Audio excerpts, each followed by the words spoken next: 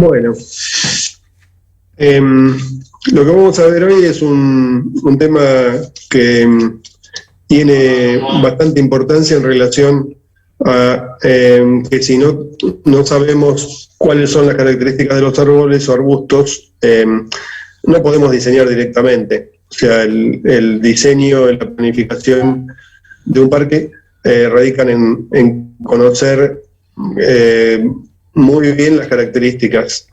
¿Por qué? Porque en realidad tenemos, en cuanto a lo que es tamaño, formas y demás características, que es lo que vamos a ver hoy, que si no tenemos idea de cuáles son esas, no sabemos cómo vamos a ubicarlos en el parque, si van a dar sombra, si no van a dar sombra en cuanto a lo que es caduco, perenne y demás. Entonces podemos empezar por la primera cuestión, que es justamente este tema, ¿no?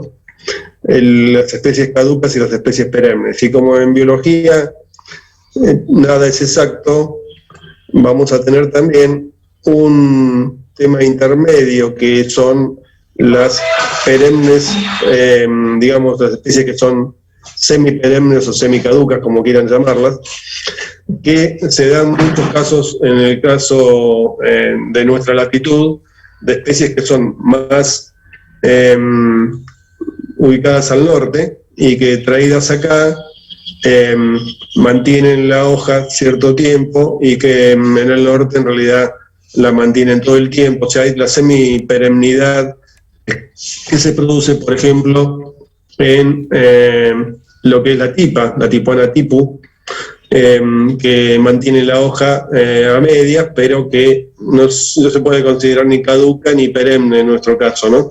Entonces, esta característica la tenemos que tener bien clara. Por otro lado, hay ejemplares, por ejemplo, que por más que pierdan la hoja, como el caso del roble europeo, la mantienen a la hoja seca durante mucho tiempo.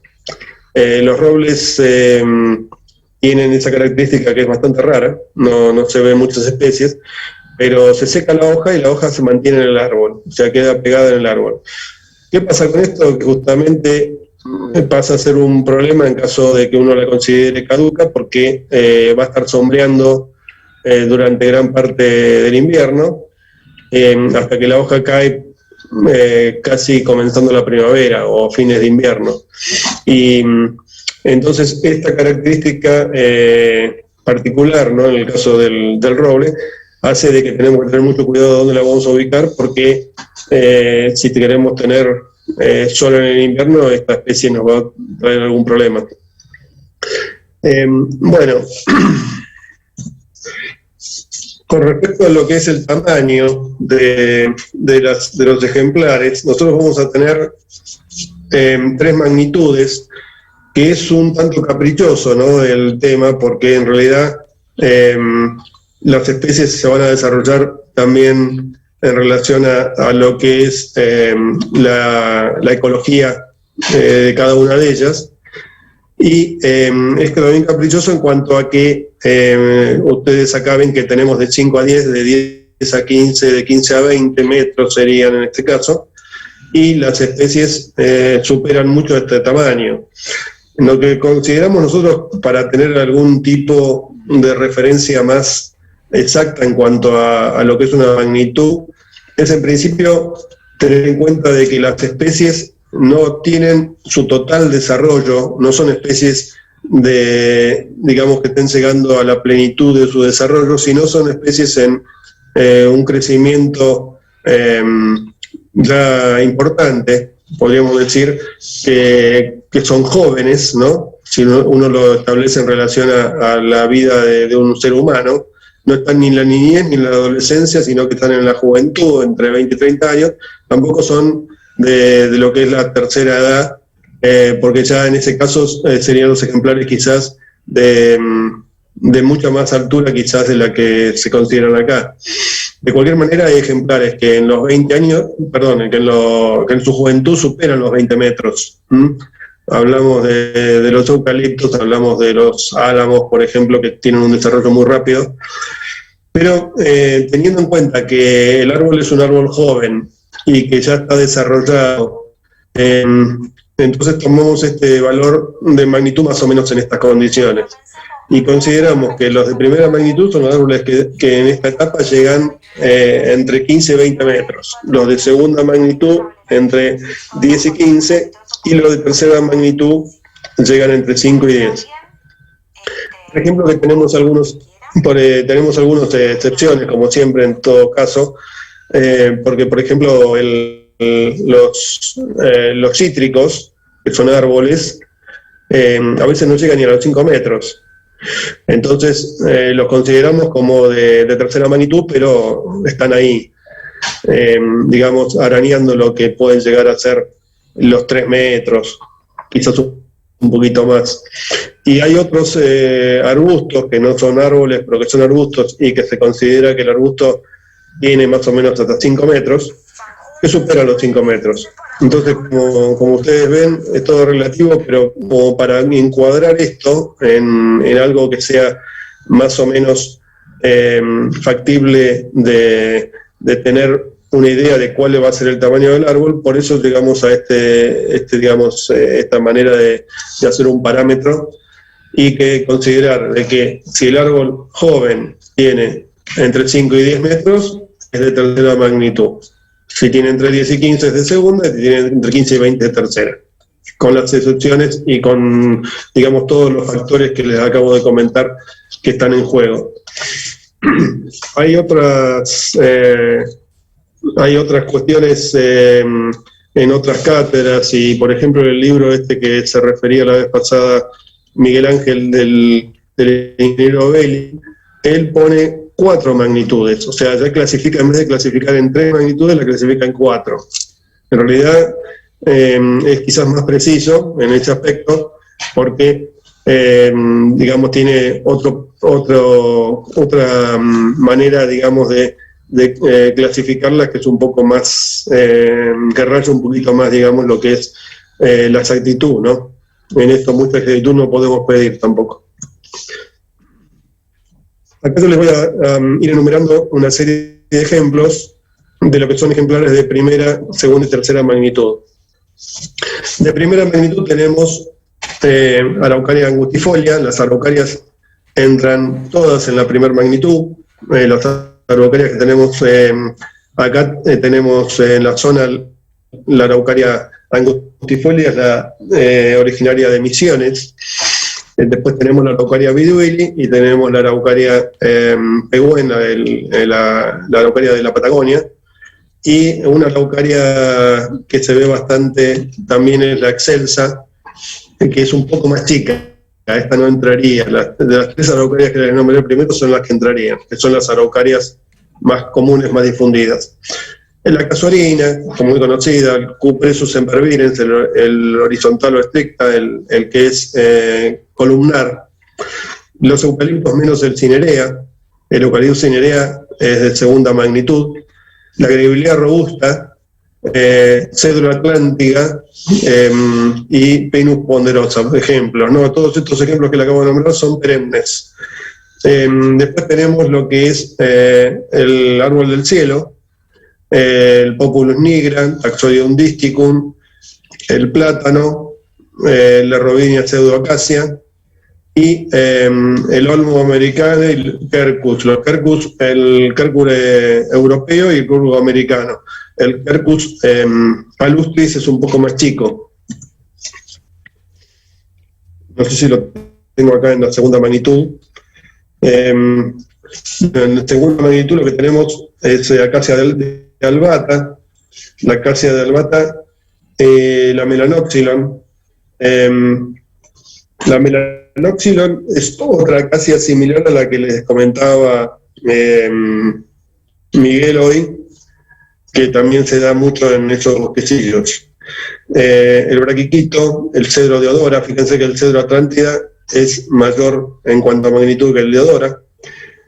Abies procea, el Cupressus guacocarpa, tuya, Quercus suber, que es el que nos da el corcho, ¿no? Acacia visco, Acer negundo, Celtis australis, el fresno americano, lo que es el paraíso, Amelia Ceadach, y el Salic babilónica. El Salic huboldiana, que es el sauce criollo, entra en primera magnitud.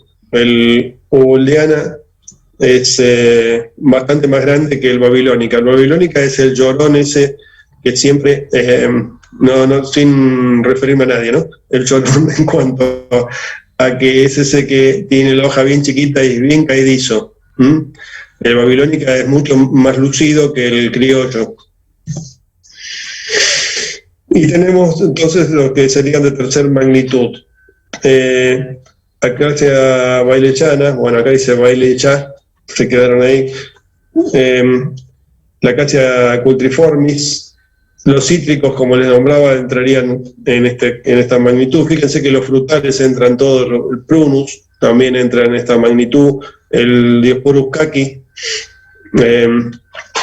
que también es muy, muy ornamental en cuanto a su colorido y en cuanto a su fructificación.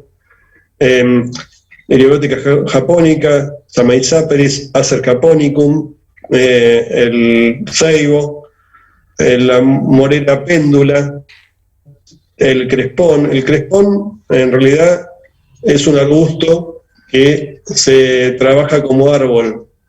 El crespón es la gastroemia.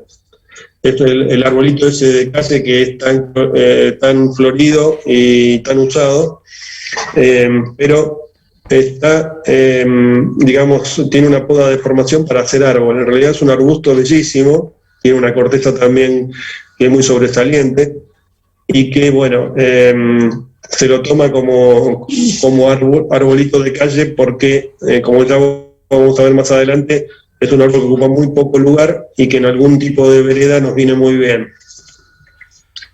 Ese tema lo vamos a ver cuando veamos arbolado urbano. Otra característica es el tema de crecimiento. O sea, dentro de lo que es crecimiento de los ejemplares vamos a tener 3 clases de crecimiento. Todas estas clasificaciones son caprichosas, pero bueno, lo que tratamos de ver es de poner ciertas características a los ejemplares como para poder irlos encuadrando y poder ir eligiendo después lo que nos puede llegar a servir en alguna cuestión que queremos hacer, ¿no? Crecimiento rápido, el populus, el salix, el eucalipto, la cinacina, la tipoanatipu, o sea, las que son autóctonas, o sea, la mayoría de las autóctonas tienen un crecimiento rápido, más que nada en la parte inicial de su vida, y después lentecen un poco el crecimiento. En cuanto a lo que es crecimiento medio, fresno europeo, catalpa, Acer campestris, la pezuña de vaca. En cuanto a crecimiento lento, bueno, el que le gana a todos es el ginkgo biloba, seguido por el Quercus robur también es muy lento, la tabeboia, los algarrobos y los quebrachos. Como le digo, los algarrobos y los quebrachos son de crecimiento muy lento, pero tienen un crecimiento inicial bastante rápido. O sea, los primeros 2 o 3 años de vida tienen un crecimiento rápido. El lapacho también es así. Es un crecimiento muy rápido al principio y después se enlentece, ¿no? La otra característica muy a tener en cuenta en cuanto a lo que es las visuales y lo que es también seguridad, en cuanto a lo que es seguridad vial, cuando uno habla de árboles, de arbolado urbano, es el tronco vestido, el tronco desnudo. Hablamos de tronco vestido cuando hablamos de un tronco que naturalmente tiene ramas hasta el suelo. O sea, un cedro, por ejemplo, es un caso de tronco vestido, y es un pecado, diría yo, sacarle las ramas que rozan el suelo, ¿no? O sea, su silueta es una silueta que es vestida hasta abajo, ¿no? Cupresus macrocarpa, que es el otro ejemplar que se usa mucho también en cortinas, también muy cerrado hasta la parte baja. El liquidambar y el Quercus palustris son 2 ejemplares, en este caso, caducos. El liquidambar hay gente que lo usa en la calle, pero bueno, es un árbol que tiene ramas desde abajo. Y bueno, el palustris también los dos en este caso muy ornamentales y con un colorido otoñal muy interesante. Y tronco desnudo natural, estamos con la Araucaria angustifolia. Ustedes tendrán idea de la silueta de la Araucaria, que forma toda la copa bien en la punta del tronco. No es el caso de la Araucaria viduili, que la Araucaria viduili es de tronco vestido, o sea que tiene ramas hacia abajo. La Araucaria viduili es esa que da una piña que tiene el tamaño de una pelota de fútbol, más o menos, que si cae arriba de la cabeza de alguno va a tener graves problemas. La angustifolia tiene un cono mucho más chico y se desarma generalmente el cono antes de caer.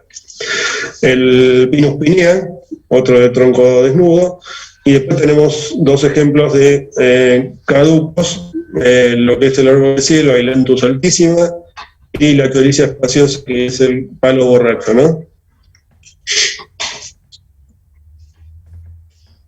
Según lo que son las ramificaciones, hablamos de ramificación cuando hablamos de cuál es la posición de la rama con respecto al tronco principal. O sea, las ramas que serían las ramas secundarias van a tener una disposición con respecto al tronco principal del árbol, y consideramos acá que tiene un solo tronco principal. Hay ejemplos, por ejemplo, lo que es el cedro del Líbano, que son, ustedes no sé si lo habrán observado, que tiene generalmente un tronco y un secundario, o sea, tiene uno principal y un secundario, y el caso del Líbano no tiene la forma característica piramidal, sino que tiene la punta truncada.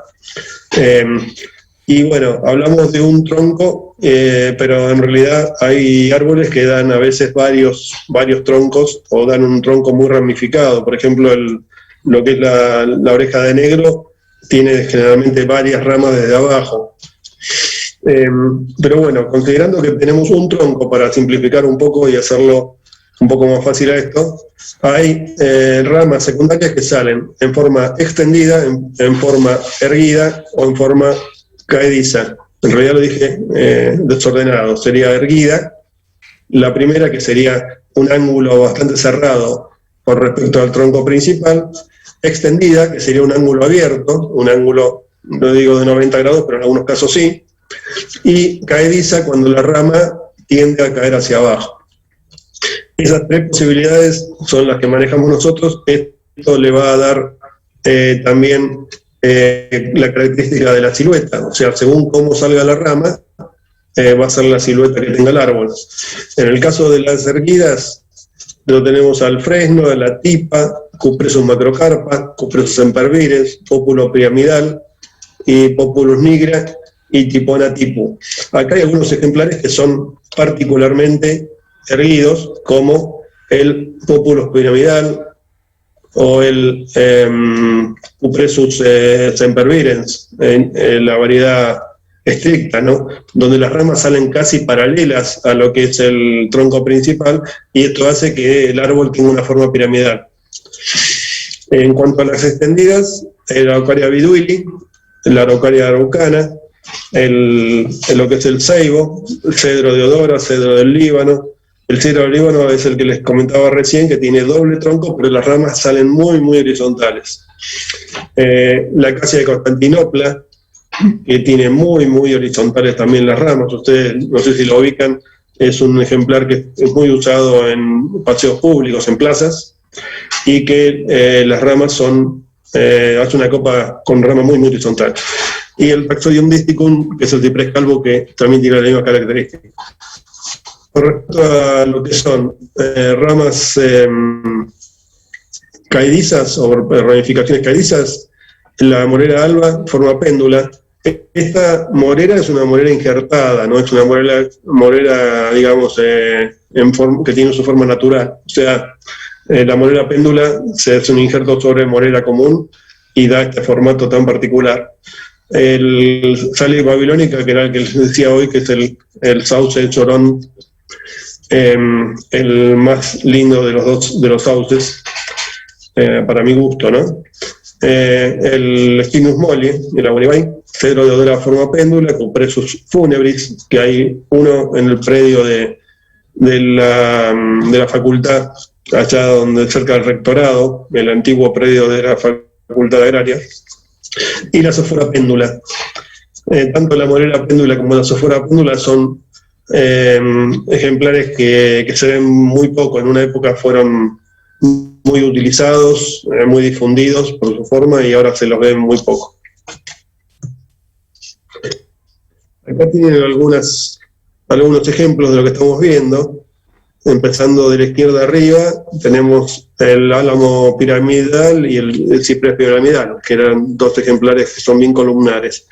Después tenemos los péndulos, que es un sauce y una guaribay.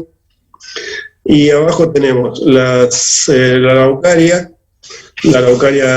en este caso angustifolia, que no está muy caracterizada, pero bastante parecida.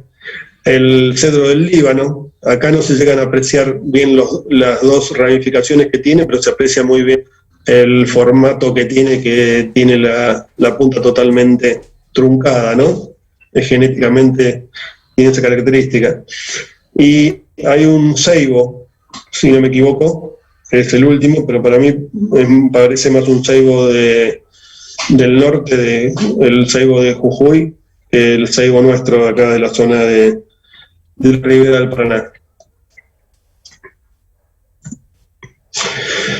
Y bueno, acá se ha hecho un símil con lo que son formas geométricas, como para encuadrar un poco la forma que tienen los árboles y tener referencia de cómo sería el árbol aproximadamente. Tenemos una forma columnar de los pópulos, del Cupressus sempervirens, que son los más característicos. Tenemos una forma piramidal, que tenemos lo que es el castaño de las Indias, el Quercus palustris, la araucaria viduili, el cedro de odora. Una forma elipsoidal, el árbol del cielo, Calypso globulus, la Grevillea robusta, el Populus euroamericano, que es el Populus, digamos, más antiguo, o Populus globoso, ¿no? Tenemos las formas pendulares, el sauce, después todas las formas péndulas, ¿no? El sauce y el aguaribay serían las características, y después formas péndulas. Y lo que son las circulares, las formas circulares o globosas o esféricas, la acacia de albata, lo que es el plátano, que uno piensa que el plátano lo ve en las calles de Buenos Aires y a veces en veredas donde no entra, ¿no? Porque es de primera magnitud, pero viéndolo en solitario, el plátano tiene una forma muy redondeada. Los cítricos, que también tienen forma redondeada, y bueno, y esta Robinia pseudacacia, forma umbraculífera, es también una planta que se hace de injerto y que le llaman la acacia bola, muy utilizada en veredas, un tamaño bastante reducido, y que después se desvirtúa con lo que es con el tiempo, ¿no? Con el tiempo se va desvirtuando de la forma tan redondeada que tiene en un principio.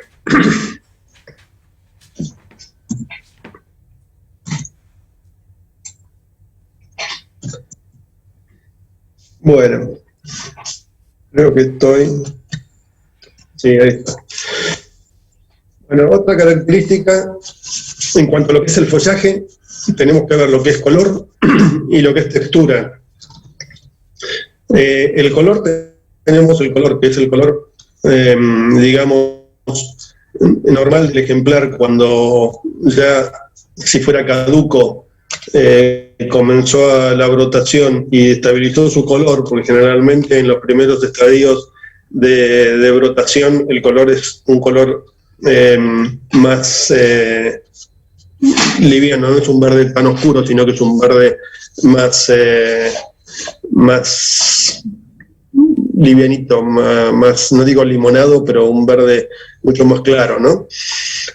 No quería usar la palabra claro y oscuro, porque en realidad dentro de los verdes hay un montón de tonalidades. O sea, los ejemplares tienen verdes de distinto tipo que ahora vamos a ver, pero en realidad lo que sucede es que cuando se produce la rotación es más clarito el verde que a medida que el follaje se va haciendo un poco más viejo en todos los caducos. Y en cuanto a la textura, se considera la textura un poco el tamaño de la hoja. En realidad es el tamaño de lo que sería el foliolo o de la hoja, porque en realidad cuando hablamos de hojas compuestas hablamos de texturas finas, y en realidad la hoja puede ser bastante grande, pero la textura es una textura fina.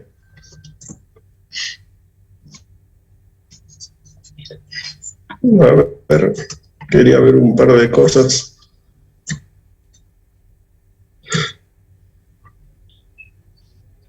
Acá quería agregar un par de cositas más en cuanto a lo que es el color y la textura.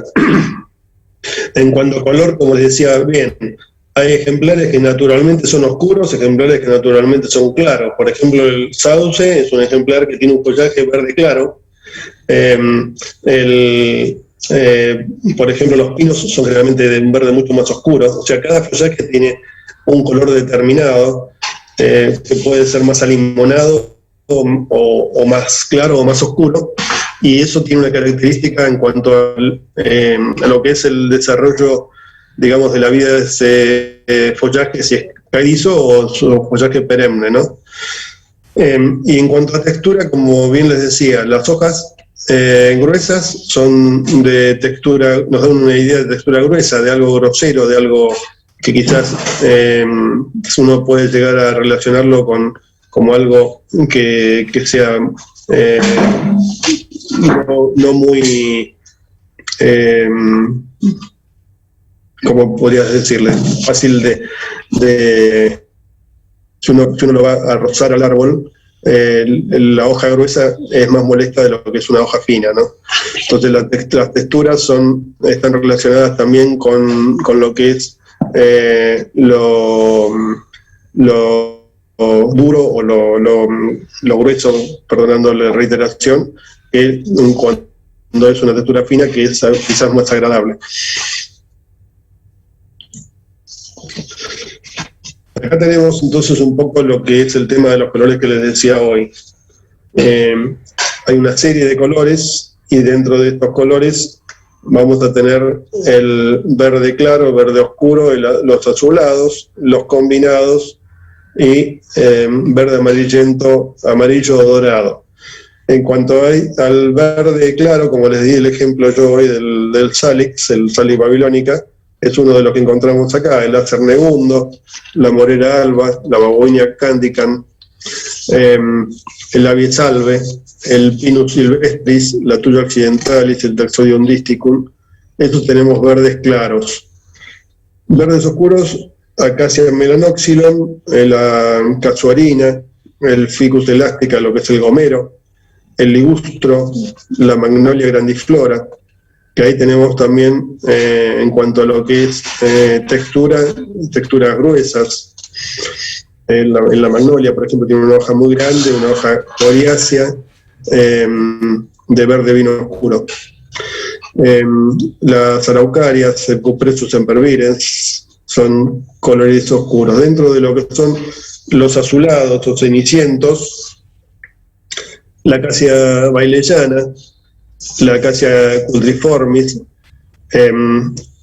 bien azulados, el eucalipto cinerea, lo que es el olivo, la olea europea, el Populus alba, que como bien citamos hoy tiene el embés de la hoja más claro también, el Abies con color y el Cedrus atlántida. Después tenemos los combinados. Los combinados serían los variegados o los colores, los que se dan dos colores en el mismo ejemplar, ¿no? A veces estos colores se dan por un tema de virus que atacan estos árboles y por eso que se producen, y en otros casos son totalmente naturales, como en el caso del libocedro. El libocedro es un ejemplar de primera magnitud, de crecimiento muy lento. ¿Entendido? Sí. De crecimiento muy lento, pero que realmente tiene color, tiene un verde y un amarillo bien diferenciado, ¿no? El cedro de Odora, Albo Spica, el ligustro, que es muy común, el ligustro tricolor, y el Acer negundo variegado. El otro que se da en este caso también así es el paraíso, el Melia ciudadanos, también se da variegado. Y cuando hablamos de amarillentos, hablamos también de follajes amarillos, siempre de follajes, estamos hablando de permanente, no estamos hablando de follajes otoñales, ¿no? El ligustro lucidum aureomarginatum, el Acer negundo aureomarginatum, Fraxinus excelsior aurea, que también es un injerto, que tiene follaje amarillo, bien amarillo todo el año, Cedro atlántica y Odora en forma áurea, Cupreso macrocarpa lútea y la Tucha aplicata aureo variegata. Estos entonces son colores permanentes. Ahora vamos a referirnos a lo que son los colores otoñales, o sea, dentro de la variación de colorido de un follaje, se dan en los caducos que al perder la hoja o al estar cerca de perder la hoja en la época otoñal, se produce una variación de color. Esta variación de color es un efecto muy interesante para poder hacerlo sobresalir en un paisaje, indudablemente. Como todo lo que trabajamos nosotros en cuanto a lo que son las floraciones y demás, el que haya un toque de color especial en una época del año es un tema muy importante para tenerlo en cuenta. El primer ejemplar, Aesculus hipocastaneum, el castaño de las Indias, con tono amarillento. El fresno americano, el fresno excelsior, tiene también este tono amarillento muy bueno, un buen tono casi, le diría casi dorado, pero el que se lleva a los laureles es el Ginkgo biloba. Se llevan los laureles por varias razones. Por un lado, por el amarillo que tiene, que es un amarillo dorado excepcional, y por otro lado, por la cantidad de tiempo que mantiene la hoja. Porque el fresno, por ejemplo, es un golpe de una semana, 15 días que mantiene la hoja. En el primer viento fuerte que haya, la va a perder. En cambio, el Ginkgo biloba la mantiene mucho tiempo, o sea que es una cuestión a tener en cuenta, ¿no? La cantidad de tiempo que se produce esa tonalidad. La Morera alba también tiene el color amarillento, el Populus alba también. Tenemos el Paraíso, que también da un tono amarillento muy lindo. La Acacia negra también es otro ejemplar de tono amarillento que luce también muchísimo. En cuanto a los tonos rojos o tonos similares al rojo, tenemos el Diosporus kaki, el Virginiana, que lo citamos ya hoy. Tenemos el liquidambar, el Quercus borealis y el palustris, el Quercus americano también, o sea, el borealis americano y el palustris es el de los pantanos, también con coloraciones muy interesantes. El Taxodius disticum da una coloración más bien amarronada, más que rojiza, pero también está dentro del tono de los rojos. Y después tenemos los Acer. Los Acer, la mayoría de los Acer dan un tono rojizo muy interesante, muy lindo. El Acer palmatum, el Japonicum es el que sobresale dentro de los Acer. El Japonicum es un árbol más bien chico, de tamaño reducido, pero con una tonalidad otoñal que es espectacular. El liquidambar también tiene, además de tener esos colores rojizos, tiene amarillentos, o sea, las hojas salen como entremezcladas de distintos colores, muy atractivo y muy para tener en cuenta en el desarrollo de un paisaje. Estos tonos sobresalen en lo que son la salida y la puesta del sol. O sea, si yo tengo un follaje rojo y el sol comienza a pegarle del lado de atrás en algún momento, ese color se enciende, o sea, se aumenta, y eso hace de que nosotros podemos trabajar también en relación a lo que son los puntos cardinales para poner estos ejemplares en lugares donde ese efecto, digamos, se aumente, ¿no? Densidad de follaje está relacionada con lo traslúcido o transparente que pueda llegar a ser un follaje, ¿no?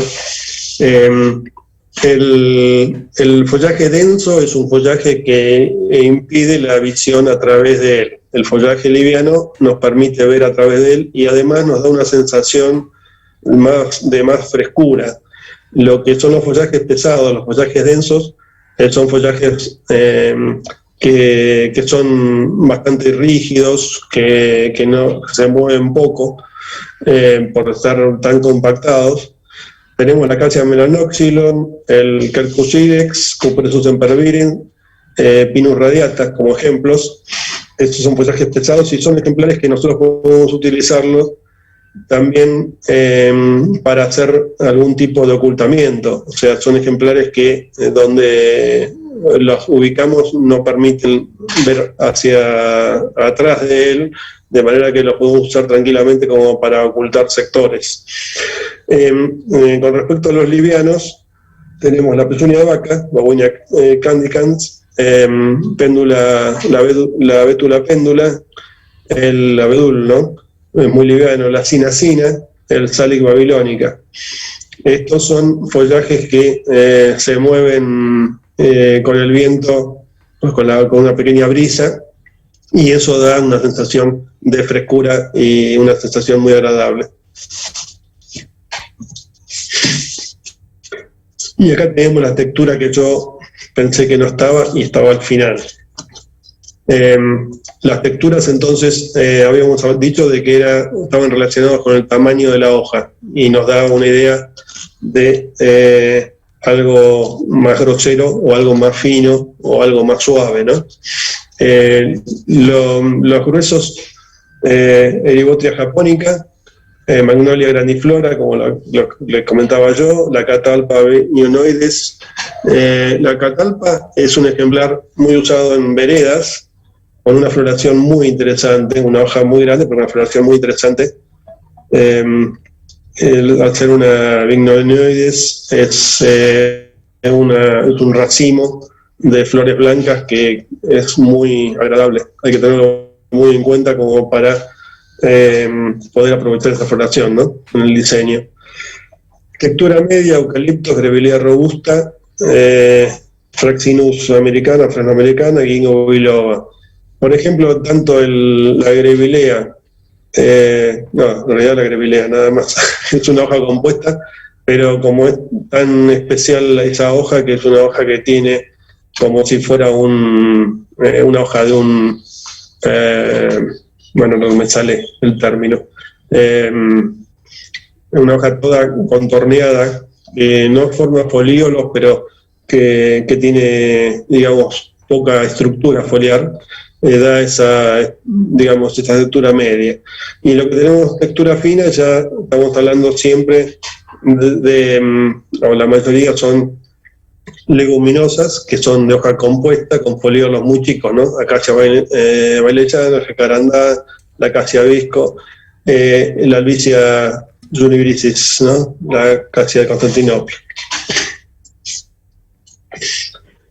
Bueno, este es un tema, la floración es un tema que es muy importante tenerlo en cuenta y que es muy importante también en cuanto a la duración de esta floración, en cuanto a lo que es también la época, el momento en que florecen. Por supuesto que las condiciones ecológicas a veces cambian un poquito el rango de floración, o lo acortan o lo alargan, o lo hacen más temprano o más tardío, depende de la época del año, pero existen clasificaciones bien estipuladas de lo que son los lapsos de floraciones, las fechas de floraciones, de manera que nosotros podemos manejarnos con este aspecto para poder tener floraciones, no digo continuas todo el año, pero para tratar de tener floraciones en un parque lo más continuas posible, como para que siempre haya algo en flor, ¿no? Dentro de las floraciones tenemos distintos colores, ¿no? Blanca, amarilla, rosada, blanco-rosada, azul y rojo-púrpura. Hay algunas que son floraciones proterantes, o sea que se dan antes de que comience a producirse el folíolo, otras que son floraciones que se dan ya con los folíolos ya, con las hojas ya salidas, ¿no? En vegetación. En cuanto a la floración blanca, tenemos los citrus, que además tienen un perfume muy particular. El prunus, o sea, lo que es frutales en general, la manzana, la catalpa que les comentaba hoy, una floración blanca muy interesante, la magnolia grandiflora con sus semejantes flores, también importante floración. La coricia insigne, el palo borracho, que tiene generalmente dos floraciones, más que nada se da en el palo borracho rosa. Este es el palo borracho blanco, que se ve poco y que además tiene bien la forma característica de palo borracho. No sé si lo habrán observado, que lo que es el palo borracho rosa, el tallo no es tan, digamos, gordo como se da en el palo borracho blanco. El palo borracho blanco se da bien la forma de barril, que no se da en el otro. La babuina cándica, pezuña de vaca, que tiene una floración blanca con algún tono amarillo también, y la Robinia sedoocácea, que es la acacia blanca, una floración muy importante a principios de primavera. En colores amarillos tenemos la tipa, la acacia bailechana, la cutriformis, la retinoides, la longifolia, o sea, algunas con floración amarilla que son poco apreciadas y otras muy apreciadas. Por ejemplo, la bailechana es la primera floración que se da a fin de invierno, que es una exuberante floración amarilla, y que en el caso de este ejemplar después se convierte en una chaucha que va a tomar una coloración amarronada y que va a cubrir todo el árbol como si estuviese secándose el árbol. Son efectos que uno puede tenerlos en cuenta también. La grevillea robusta, que es amarilla con algún tono anaranjado, que florece como si fueran estratos. Lo que no me salía hoy era la hoja, que es como si fuera la hoja de un helecho, ¿no? La grevillea tiene esa hoja que es como si fuera una hoja de helecho muy particular. El lapacho amarillo, que es el lapachillo, que se está viendo mucho como árbol de calle también. La acacia carnaval, que se da en zonas protegidas, porque cuando hace frío, cuando hila, no se da.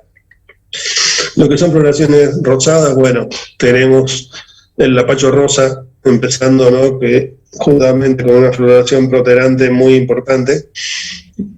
Tenemos la Osculus carnea, Robinia pseudacacia, la variedad de Caisnea, la Albricia julibrising, Choricia espaciosa, el Prunus persica.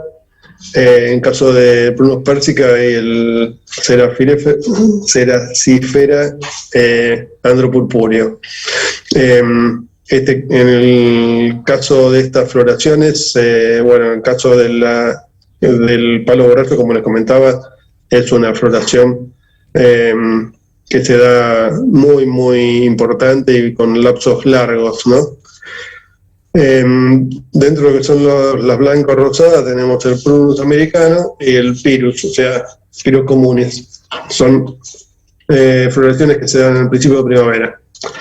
Y después tenemos el jacarandá, o tono azul, y el paraíso, la media cedarach, que son dos floraciones sumamente importantes. El jacarandá, en su origen en la zona norte del país, tapiza el suelo de flores, realmente es algo bastante espectacular.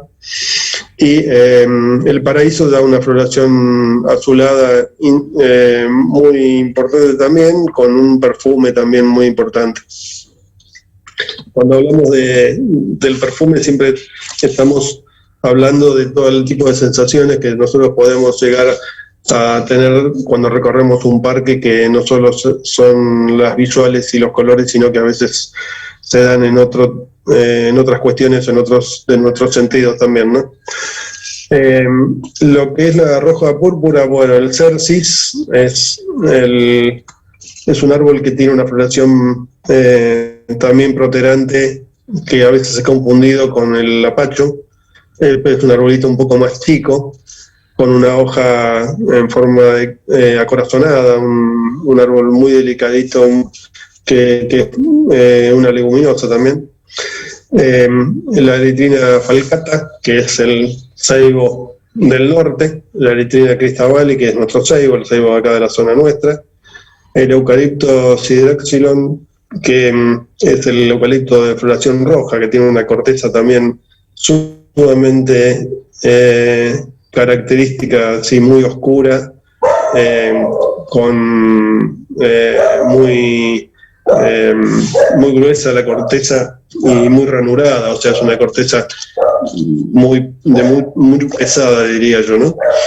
Y el Malus stabilis, ¿no? Stabilis. Bueno, como les decía con respecto a este tema en cuanto a la floración, la duración de la floración es uno de los aspectos que hay que tener en cuenta, y el otro aspecto es la época de floración. Esto en algunos libros está hasta clasificado. La vez pasada le nombramos con Miguel el libro de Bellón. En el libro de Bellón aparecen los lapsos de floración y la época de floración. Esto es para tener en cuenta. Como les comentaba, es muy importante para ir dando distintos golpes de color durante la época, durante las distintas épocas, ¿no?, del año. En lapso de floración, por ejemplo, una enredadera que en este momento está florecida, que es la glicina. La glicina es nuestra, es una nativa, que se da con una gran floración en este momento, pero que es una floración muy corta, una floración que puede durar 2 semanas. Hay glicinas azuladas, o sea, violáceas, de floración violácea, y glicinas blancas. Por eso tenemos que tener idea de cuál es el lapso, ¿no?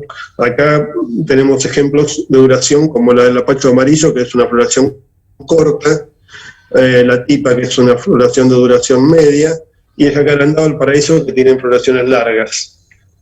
Y en época, bueno, acá tenemos también determinados algunos ejemplos. La primavera, el lapacho, el cercis y el ceibo.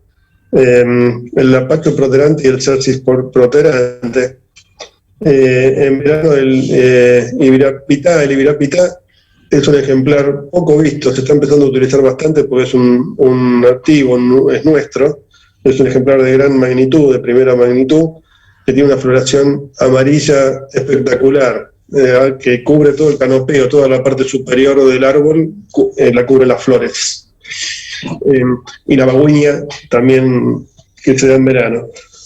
Acá el palo borracho lo da en otoño,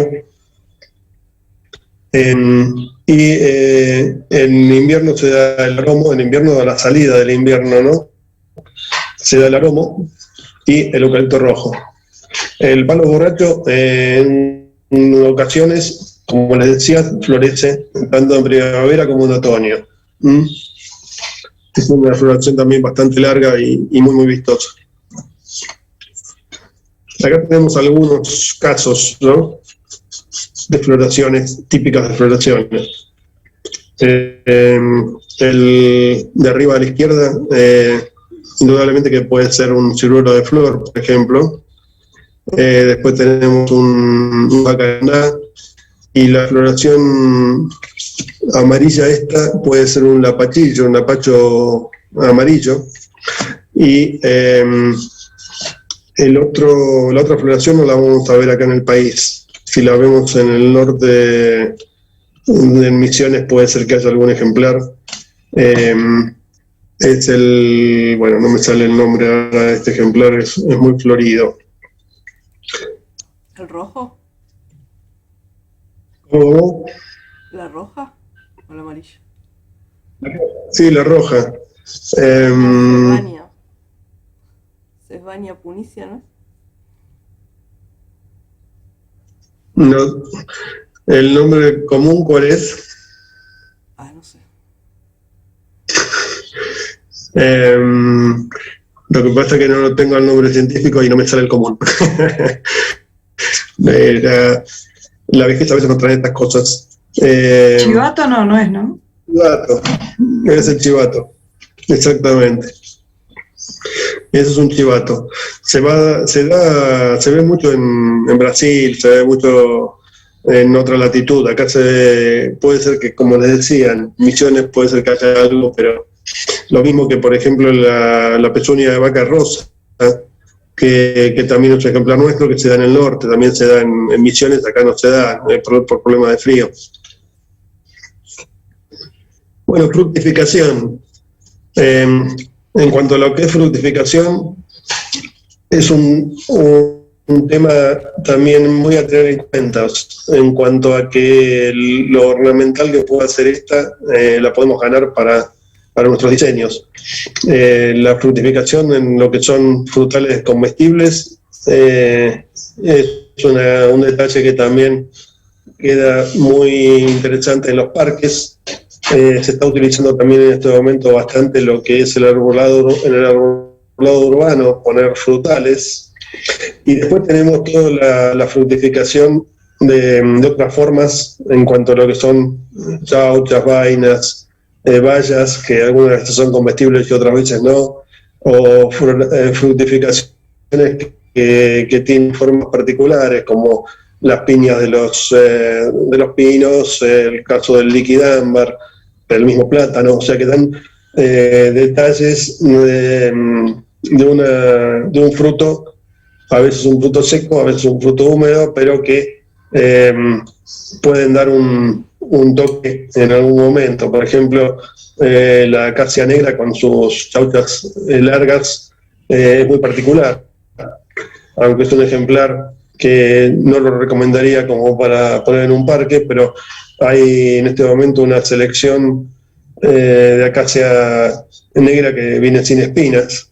O sea, hay algunos ejemplares, por ejemplo, también tenemos como característico la morera, la mora o morera, el árbol, que se ha logrado que no tenga fruto, que justamente era un inconveniente muy importante para ese ejemplar, porque cuando tenía fruto era un espanto caminar abajo de una morera por lo que mancha y por lo que queda en el piso, y después se produce una cantidad de insectos que vienen a buscar ese néctar que tiene la fruta y que complica todo.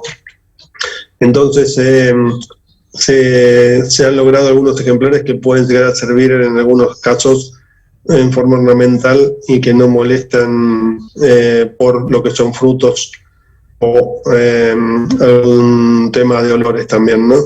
El fruto del ginkgo biloba, por ejemplo, es otro caso para tener muy en cuenta. El ginkgo biloba tiene un olor muy desagradable lo que es el fruto, por lo cual se lo hace todo de gajo, o sea, se lo hace en forma de reproducción vegetativa, con gajo o esqueje, de manera de obtener siempre masculinos. Es decir, el pie femenino nos da un fruto que realmente es nauseabundo.